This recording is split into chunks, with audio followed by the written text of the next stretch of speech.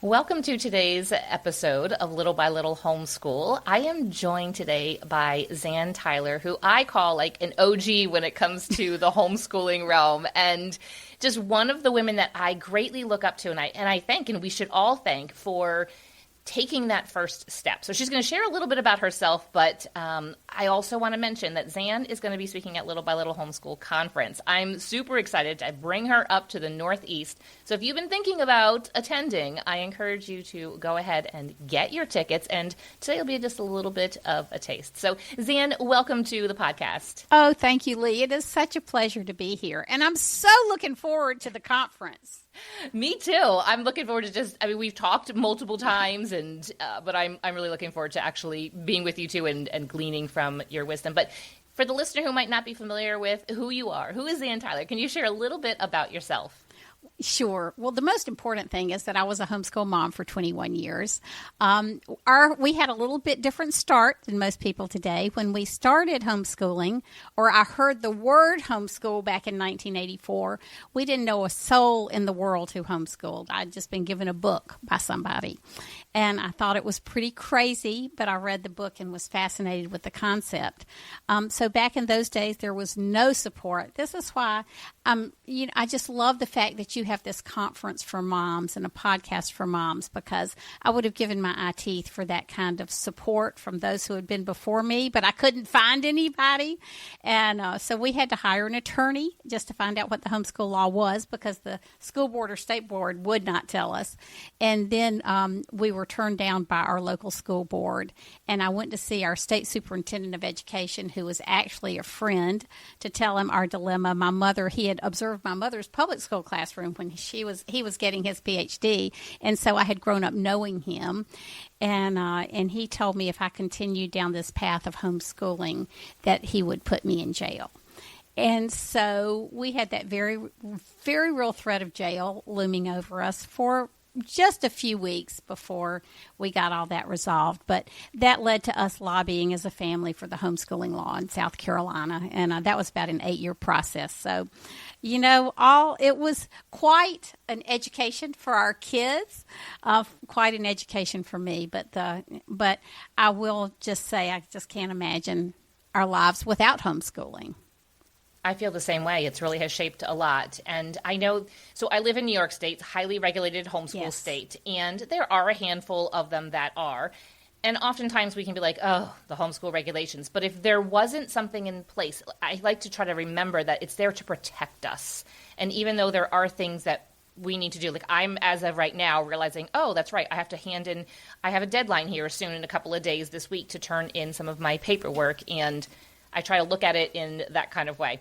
So I know that a lot of homeschool moms, and they're kind of getting into it, they want to talk about curriculum. I'm sure the first question you get is the first question I get. And I know that you probably are like me and love a good curriculum chat. Yes. But there's a bigger picture to keep in mind for the years that we are shaping and discipling our children's heart. Can you offer the listener some encouragement to not skip over, or to help her not to become frustrated when circumstances come up that require her and me and all of us to put aside the math lesson and work through a character ip?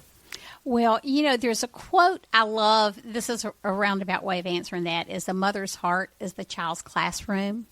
But I think what that does is that sets the tone for what we want our classroom to look like. And if our heart is seeking Jesus, then hopefully we're going to have children who are doing the same. And so I love that. Homeschooling is a great way to educate kids, and we can do that with great confidence because it works and the statistics are on our side, and we can talk about all of that. But underlying all of that, I think, is your relationship with your child. I would say the relationship is the basis and foundation for everything. That, and of course your faith, but if there's no relationship between you and your children, then it's going to be hard to get much of anything done. And I really do think I think that's really the power source of homeschooling. Just our faith and then our love for our children. And so that love includes understanding what's important in a school day. And if we're not developing our children's character along with what they know, we're going to, I'm not going to say it's all for naught, but C.S. Lewis said that when we raise men without God, we're creating more clever devils. That's a little bit of a paraphrase, but it's true. I was on the Today Show back in 1999, and it was interesting because when they called me to be on the show, they said, "Can you talk about homeschooling without talking about God?" And so I thought, well, I've done this legislatively for many years, but we'll see what happens. And I said, by the way, is this going to be a hit piece, or are you really trying to help people? Because I'm not interested in hit pieces.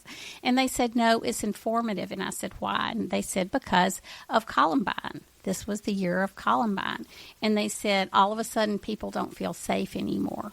And so we've taken God out of schools, out of the curriculum, and we wonder why we have character issues. So I think one of the greatest services we do for our culture, not just our kids, but our culture, is to raise children with character who love God. And it was one of the Roosevelts said, if you educate a man in mind but not morals, we're educating a useless society. And so I think when you stop and teach your child to love his sibling or to share with a neighbor, all of these, or not be so selfish or do their work cheerfully when they don't want to. I think those are lessons those are golden lessons and form the basis for everything. So I want to encourage you as moms to don't be discouraged with those things, because that's laying the foundation for your child's life, who's going to contribute greatly to society, I think. I love that, thinking of a broader picture and the ripple effect that they can have. I remember specifically a couple summers ago, I was dealing with my two oldest going out. My daughter was going to go work in a ministry, and my older son was going to go on a foreign missions trip for 4 months. And I kept making it, about myself, and I was like, well, what if I held them back? Like they're the people that they are going to be able to interact with and influence and affect their lives are missing out on that. Mm-hmm. And so I think that kind of really hit me, and it helped me adjust even my homeschooling with my youngest now to think of that. It is true. And you and I were talking earlier. God has set eternity in our hearts. And our kids need to read. I think they need to be good students, though. But we really do remember that there's an eternity. And God has set eternity in our children's heart, too. And as important in phonics and math and everything else is, if we miss eternity, I think we're missing the mark. And I think what you said is so important, Leigh, that there is a bigger picture. I love that word of eternity. We hear it a lot when we are reading, in Christian circles and church and everything. But I'm just thinking to myself, what if I wrote down every day at the top of whatever my lesson plans or anything, just keep eternity in perspective? I wonder if that, just daily, because we forget, we're human. We forget these things. And as homeschool moms, we have so much going on. But what if, as you pulled out the lessons, you just had a little note somewhere that just said, keep eternity in mind? I think that would help. The James Dobson podcast or radio program used to be such a big thing. And one of the things he shared was that every night he would tell his kids before he went to bed, be there. And he meant be in heaven. When I'm in heaven, I want to see you walking across that Jordan and coming to be with me. And so I just remember my husband used to tell the kids every night when he put them to bed, be there. That was the last thing he said as he would walk out of their bedroom. And it's good for us to remember that this life isn't forever. It's important, but this life is not forever, but our lives with Jesus are. Perfect. So we've kind of talked a little bit about, what about when things come up? But what are some practical ways that the homeschool parents, mom and dad, how can we be proactive in teaching our children the gospel instead of just constantly reactive? How can we lay that foundation? There's going to be reactive times. There's going to be times that things are going to come up. They're going to cry about the math stuff. I've had cheating on math lessons and trying to get around things and everything. But how can we be proactive in laying that foundation and teaching them the gospel? Well, I think one of the things is just as you're teaching math, I mean, using a curriculum that supports their faith and has a biblical worldview, which is one of the things I'm so committed to. And I think biblical knowledge and understanding is so important. I think the other thing, I mean, God tells us to love Him with all of our heart, mind, and soul, and love our neighbors as ourselves. I think one of the powerful parts of homeschooling that's so easy to neglect is developing a servant's heart in our children. It begins at home. I had a friend of mine who was a single mom raising 4 boys, and every day she'd have each son had to ask somebody, how can I help you today? And but service was really non-negotiable. I wasn't always the most consistent person, but every year we had to be involved as a family in a service project. And I really do think that was life-changing for my children more than anything I could have done for them. We worked in an inner-city tutoring facility for many years. We worked with, we had just a ministry out of our home to the widows in our church. And it was so interesting when my boys went off to college and they would come back home. Instead of sitting with us, they would find some of the older people that they had developed a relationship with over the years. And those people really formed their prayer support. And so, it just, and then it became a way of life. They each worked with sick or disabled children who went to be with the Lord early in their lives, but they were able to spend a lot of time, some in caregiving. And so I just think those are things where we can capitalize and teach the gospel, putting other people's needs before our own in such a specific way, in ways they might not have an opportunity to or the time for in a traditional school setting. Those are good, and they're doable. I mean, we're already using curriculum. We already talked about that, how we loved a good curriculum chat. So why not use something that's going to support your faith, even when it comes to something like math? I mean, because we can run into, if we don't, I mean, you're like, okay, 2 + 2, and, the simple things, those are pretty, but there's word problems. There's things that just kind of are slipped into. And why not support those companies that are creating these products? Yes. Well, it's interesting because I do work with Homeworks by Precept, which supports the BJU Press homeschool curriculum. And I was just reading through some of their math the other day, and the worldview is woven throughout. So it's not just a Bible verse, which is important, but how can we serve our neighbors through being a mathematician? Or, how does math serve the culture? Just really interesting questions that keep our mind going all the time in terms of nurturing faith and service. That's really cool. And I love the part that you're talking about with the service. And I found that there were opportunities open to us during the day because we were available. Yes. There's ministries, there's things that are operating that are during the day when all the other kids are in school. And you're right. My kids had formed relationships with older adults or just adults in general because we were there and available. And I was like, we can do our math work later. We can do our reading later. We have this opportunity to do this at 9 a.m. or 1 p.m. And we just kind of jumped in. So I'm with you on that. Yeah, I do think that's so important. And there are little ways to serve. I mean, you cook meals for neighbors, or you teach them how to mow the neighbor's yard, and then those things grow into big things. Yeah, and even things like helping out another friend. You're available to maybe, as your kids get older, both of my 2 older helped out with some babysitting during the day for a mom as a mother's helper, or so she could go do some grocery shopping and just to kind of bless them. And it's just nice that we can create our lives around serving others, and we can add, the curriculum can be kind of fitted in around other things, the more important things. I love that you say that, because with social media now, the social media makes teens especially so me-centered. What does everybody think about me today? Who liked my post? Who didn't? The cyberbullying and all of that. Homeschooling really gives us an opportunity to teach our children to focus on others. And I think, and if they see us serving, then they learn to serve just by serving with us. It's a reminder to us that we need to be serving. But this is a culture, is really countercultural now, to teach a child that they can focus on others and not themselves. Yes, looking outward. That's perfect.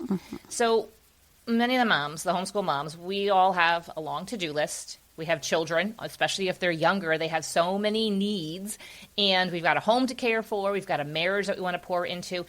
What are some suggestions you might have for a homeschool mom to refresh her own spirit, to stay in step with the plans that God has for her during this season? You know, some of them are just things you already know. Stay in the Word as much as you can on a daily basis, because that is your source of encouragement.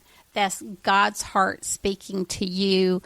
But then on the other hand, we can't live in fear of missing days or weeks. I can remember when my I guess it was my third child was born. And I thought, okay, I'm going to have to get up at 5 in the morning and have my quiet time and then nurse. And it never failed. If I would get up at 5, the baby would wake up at 4. So I had a friend of mine who said early on, don't feel like you have to be by yourself to read your Bible. Read your Bible with a toddler in your lap. Read your Bible while your children are working on their math problems, or they're in music lessons, or on the soccer field, and they see you doing that. So there are all kinds of ways that we can not sneak in our Bible reading, but fit it into days where sometimes it won't happen unless we're intentional. And it doesn't have to be this super spiritual 4:30 in the morning thing.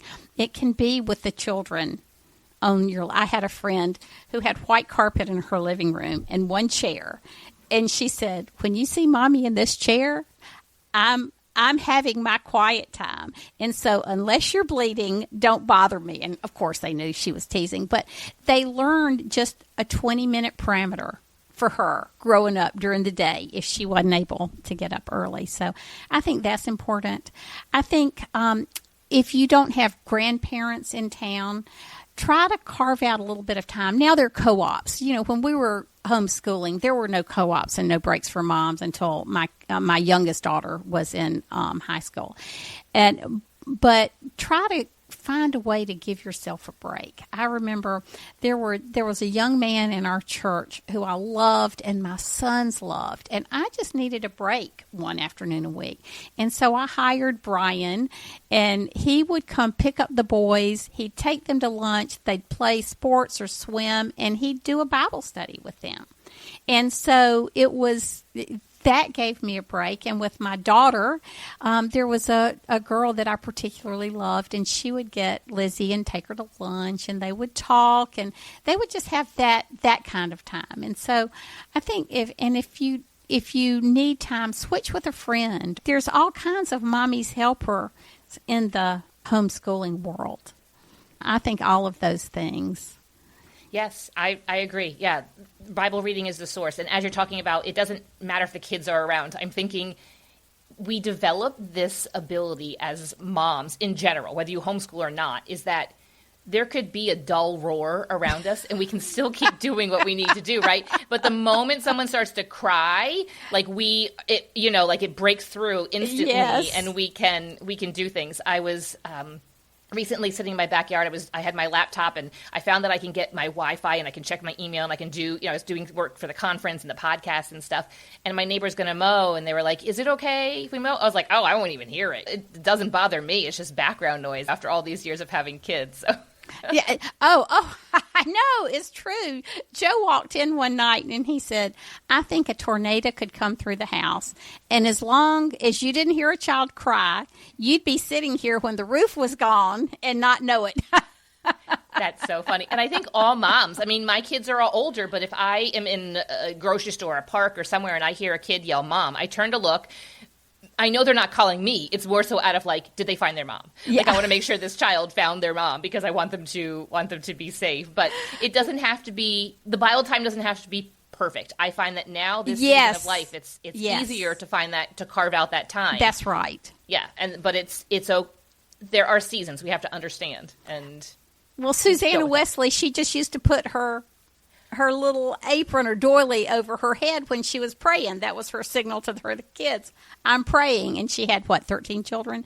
So they're all, yes, but perfection. I used to think if it wasn't the perfect quiet time, whatever in the world that is anyway, it didn't count. But that I was just young and immature. Yeah, and so we just have to look at how can we make this work in this season, knowing that the next season could be next year. It could be just even a couple months to get a little bit older.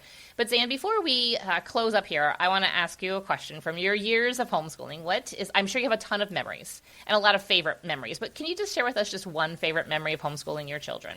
The overall memory is just that those extended periods of time with my children, that I would give anything just to have a day with them like that again. But I think I've got two favorite memories, and I'll just share them real quickly.